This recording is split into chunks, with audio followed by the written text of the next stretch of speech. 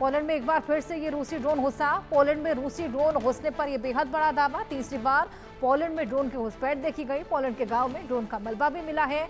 Poland में अब तक 20 रूसी ड्रोन की घुसपैठ हो चली है और रूस की तरफ से ड्रोन जम्मू शहर में घुसा था। वहीं स्थानीय निवासी को रूसी ड्रोन गिरा हुआ भी मिला है, अवशेष मिले हैं। और इस बीच ड्रोन जंगल में कैसे गिरा पोलैंड को हालांकि ठीक से नहीं पता। नाटो विमानों के प्रहार या ईंधन खत्म होने से ड्रोन गिरा है, ये यहाँ पर बयान निकलकर सामने आ रहा है। हालांकि अब असल में क्या हुआ ये जल्द ही साफ हो जाएगा, लेकिन लगातार ये प्रहार बढ़ता जा रहा है, ये विध्वंसक हमले बढ़ते जा रहे हैं। रूस और यूक्रेन की 3.5 साल की जंग, अब देखिए पोलैंड भी यहाँ पर इस जंग का हिस्सा बनता जा रहा है। जिस तरीके से तमाम बार डोनाल्ड ट्रंप ने इसमें हस्तक्षेप कर शांति बहाली की डिमांड्स की थी, तमाम बातें निकलकर सामने आई, तमाम तरह के डायलॉग्स भी हमने देखे, लेकिन कोई भी निष्कर्ष इसका निकलता हुआ सामने नहीं आ रहा। और इसी बीच अब पुतिन कहीं ना कहीं नाटो से भी पंगा लेते हुए नजर आ रहे हैं। ड्रोन के हमले जो कि पोलैंड तक पहुंच चुके हैं, अब नाटो भी इसमें इन्वॉल्व हो रहा है। नाटो की एकजुटता को जिस तरीके से अब रूस परख रहा है, अब उससे कहीं ज्यादा गुस्साया हुआ नाटो भी पूरी तरीके से तैयार है। अपने हवाई विमानों को तैनात कर रहा है, रेडी कर रहा है, वेपनरी तैयार कर रहा है। अब आगे क्या निष्कर्ष, क्या कंक्लूजन इस पूरे जंग का निकलेगा, ये देखने वाली बात, क्योंकि ये संकट लगातार गहराता जा रहा है। नाटो विमानों के प्रहार या ईंधन खत्म होने से ये ड्रोन गिरा और एक बार फिर से ये रूसी ड्रोन पोलैंड में घुसा है। एक नहीं बल्कि 3 बार ये घुसपैठ की जो कोशिशें हैं रूस द्वारा पोलैंड में देखी गई हैं और इसी को लेकर अब पोलैंड खासा गुस्सा उठा है। नाटो से लगातार आर्टिकल 4 को लागू करने की बात कर रहा है। पोलैंड के गांव में ड्रोन का मलबा मिला है, ये दावा लगातार पोलैंड की ओर से किया जा रहा है। ये देखिए किस तरीके से ये ड्रोन का अटैक देखने को मिला है, ये तस्वीरें भी निकलकर सामने आई हैं। जिस तरीके से हालात बने हुए हैं, एक्सपर्ट्स का मानना है कि कहीं ना कहीं वर्ल्ड वॉर 3 की स्थिति भी उत्पन्न हो सकती है। दहलीज पर आना खड़ा हुआ है ये पूरा वॉर। वहीं तमाम तरह के बयान यूक्रेन के प्रतिनिधि द्वारा भी सामने आ रहे हैं।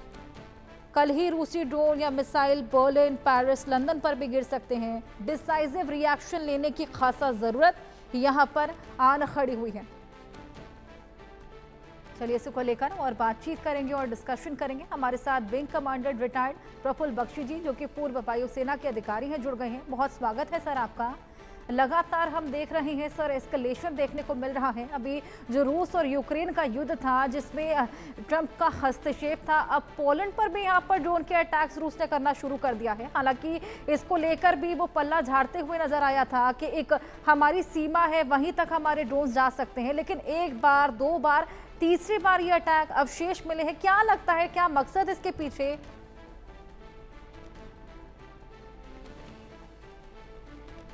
सर अनम्यूट कीजिए।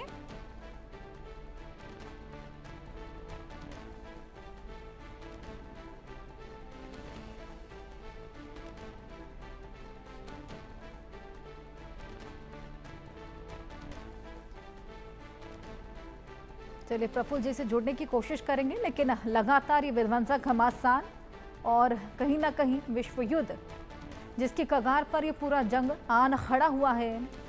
लगातार पुतिन का ऑर्डर, जिससे जेलेंस्की को खासा नुकसान तो हो ही रहा है। हालांकि हमने देखा किस तरीके से जेलेंस्की को पूरा सपोर्ट भी नाटो के देशों द्वारा मिल रहा है, लेकिन अब पोलैंड पर भी जिस तरीके से ये ड्रोन के अटैक्स देखने को मिल रहे हैं, तमाम सवालात यहाँ पर आना खड़े हो रहे हैं। नाटो की एकजुटता को परख रहा है क्या रूस?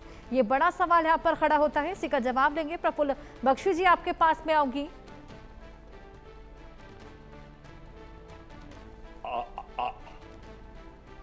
आप मेरे को सुन सकती हैं? जी जी सर, मैं आपको सुन पा रही हूँ। Thank you very much. देखिए ऐसा है कि नेटो का जो थ्रेट था वो रशिया के ऊपर था, तभी यूक्रेन की लड़ाई स्टार्ट हुई। उन्होंने रशिया को घेरने की कोशिश करी और नेटो में पोलैंड भी है और अर्स्टवाइल सोवियत यूनियन कंट्रीज भी हैं। पोलैंड उनमें से, और पोलैंड उनका वॉर्सो पैक्ट कंट्री है। पोलैंड के नाम पे, वॉर्सो के नाम पे तो वॉर्सो पैक्ट बना। तो रशिया ने देखा कि नेटो कंट्रीज उसके इंटरेस्ट को घेर रही हैं, यूक्रेन में अपना अड्डा बना रहे हैं और वो थ्रेटन फील कर रहा है जैसे अगर चाइना नेपाल में आकर अपना बेस बनाए, भूटान में बनाए, जैसे हमें खतरा होगा, इसी तरीके से रशिया खतरा फील करता है। तो रशिया ने कई वार्निंग्स दी हैं पर नेटो मान नहीं रहे हैं। नेटो अपना स्ट्रेंथ बढ़ाते जा रहे हैं और अमेरिका भी उनको उकसा रहा है और यूक्रेन को मदद करने के लिए कह रहा है। तो इसीलिए अब थ्रेटन, जब रशिया ने कह दिया कि मैं थ्रेटन फील कर रहा हूं और मैं एक्शन लूंगा, उनका आर्टिकल 4 भी लागू हो सकता है। एक कंट्री पे हमला हो तो सारी कंट्रीज पे हमला होगा, नेटो की कंट्रीज में। इस बात को लेकर रशिया चिंतित है और रशिया अपना पूरा एक्शन ले रहा है। ये जो ड्रोन्स की गिरने की बात हो रही है, आने जाने के ड्रोन्स तो चलते रहेंगे। Drones are nuisance value as far as main लड़ाई जो होती है वो ड्रोन से नहीं जीती जाती। हाँ, ड्रोन्स कर रहे हैं। हिमार्स जो है लॉकहीड मार्टिन के जो बनाए हुआ है वो पोलैंड को सप्लाई है, वो हिमार्स का इस्तेमाल कर रहे हैं और उसके थ्रू MKU जो उन्होंने रॉकेट्स लॉन्च किए, सरफेस टू एयर मिसाइल्स वो लॉन्च करते हैं और तमाम चीज़ें कर रहे हैं इस समय जो उनकी प्रणाली है। और रशिया जो है वो अपना पूरा का पूरा बक का इस्तेमाल कर रहा है, जैसे कि आपने अभी अपने नैरेटिव में बोला था। तो बक ऐसा सिस्टम है कि वो अब कोई भी नेटो का फ्लाइंग सिस्टम जो आएगा उसको मार गिराएगा, जो अभी रशिया कर रहा है। हमको ये देखना है, जैसे कि नैरेटिव हो रहा है कि क्या थर्ड वर्ल्ड वॉर हो सकती है। देखिए, थर्ड वर्ल्ड वॉर नहीं होगी, but the war, entire world is at war. वो है, चाहे गाजा में लड़ाई हो रही है, चाहे इजराइल ईरान की हो रही है, चाहे यूक्रेन रशिया की हो रही है, हर एक अलग अलग लड़ाई लड़ रहा है। ये वर्ल्ड वॉर नहीं है, ये वर्ल्ड एट वॉर है। तो ये आपको ध्यान देना पड़ेगा। इस तरीके की लड़ाई चलती रहेगी और ये क्योंकि अपना अपना इंटरेस्ट देख के लोग काम कर रहे हैं और सबको अपना इकोनॉमिक गेन्स के लिए लड़ाई करनी है। और अभी भी देख ले, टेंशन बढ़ रही है, इवन मिडल ईस्ट में टेंशन बढ़ रही है, यूक्रेन में टेंशन बढ़ रही है।